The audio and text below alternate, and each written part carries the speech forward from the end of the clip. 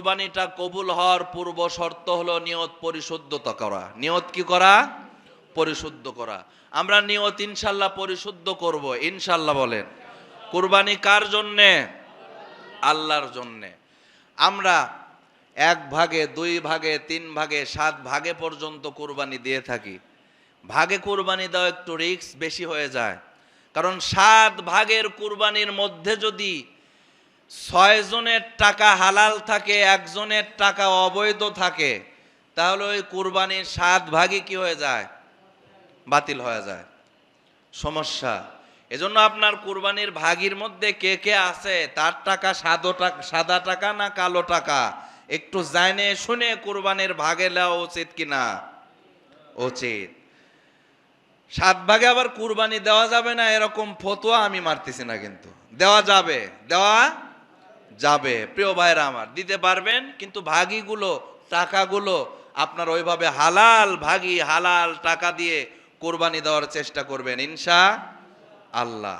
আর কুরবানিটা যার উপরে ফরজ হয়েছে, ওয়াজিব হয়েছে, সে কুরবানি দিল না, সে ব্যক্তির জন্য ইসলামের উপরে ধমক আছে না নাই? যেটা গত জুমায়ও বলেছি, আজকেও বলতে বাধ্য হলাম। আল্লাহর নবী বলেছেন যে যার উপরে কুরবানির ওয়াজিব হলো সে ব্যক্তি কুরবানি করলো না, সে যেন আমাদের ঈদগাহে নামাজের জন্য না আসে। অনেক ধমকির সুরে আল্লাহর নবী বলেছেন। এজন্য ভাইরা আমার, বন্ধুরা আমার, আপনার বড় গরু দিতে হবে তা না, আপনি একটা ছাগলও দিতে পারেন, আল্লাহর রাস্তায় দিয়ে দেন। আপনার অর্থ একটু কম, এবছরে বাজেট, একটু ছাগল কিনে কুরবানি দিয়ে দেন।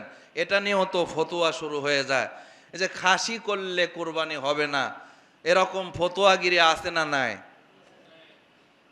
গত জুমায় আমি বলেছি, আজকেও বলি, এটা নিয়ে মানে আমরা কোরআন হাদিস পড়তে পড়তে পড়তে পড়তে পড়তেইছি, আর যারা কোরআন হাদিসের সাথে সংস্পর্শই নাই, 2-4টা ইউটিউবের ভিডিও দেখে আসে হুজুরের কথা মানতে চায় না, তারাই বড় হুজুর হয়ে যায়। আছে না নাই? প্রিয় ভাই বাবাজিরা আমার, আপনি সুন্দর খাসি দেখে কুরবানি দিবেন, আকিকা দিবেন, এটা আপনার মন চাচ্ছে, ইসলাম বলে এটা উত্তম। বলেন সুবহানাল্লাহ। কারণ খাসি করা হয় পশুর কি বাড়ানোর জন্যে? মান বাড়ানোর জন্যে। কি বাড়ানোর জন্যে? মান বাড়ানোর। পশুর যেই খুঁতগুলো আছে, শিং ভাঙা, ন্যাস কাটা, ঠ্যাং ভাঙা, এরকম এক চোখ অন্ধ, এইগুলো হলো খুঁত। এই খুঁতওয়ালা পশু দিয়ে কুরবানি জায়েজ হবে না। কিন্তু খাসি করে দেওয়া এটা খুঁত না। এটা কি না? খুঁত না। এটা পশুর আরো মান বাড়ানো। প্রিয় ভাইরা, এজন্য খাসি দিয়ে কুরবানি হবে। 1 বছর বয়স হয়ে গেলে খাসি দিয়ে কুরবানি হবে তো হবেই, উত্তম হবে। বলেন সুবহানাল্লাহ। প্রিয় ভাইরা আমার, বন্ধুরা আমার, আর এক মানুষ অনেক তাকওয়া, মনের যেই খাঁটি নিয়ত, সে নিয়তটা আল্লাহ পাকের কাছে পৌঁছে যায়। প্রিয় ভাই বাবাজিরা আমার, এই খাঁটি নিয়ত আমাদের কার আছে আর কার নাই, এটা আমাদের বোঝার কোনো উপায় নাই।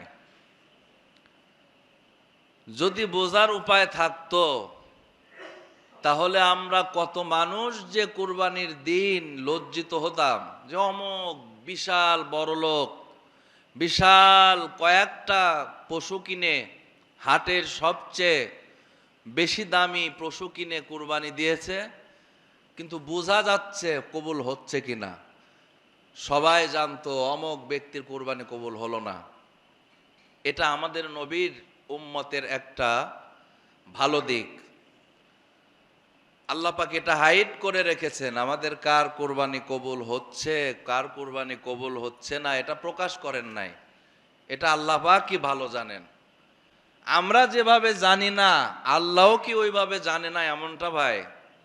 আল্লাহ পাক জানেন যে কার কুরবানিটা আল্লাহর কাছে প্রিয়, কার কুরবানিটা অপ্রিয়।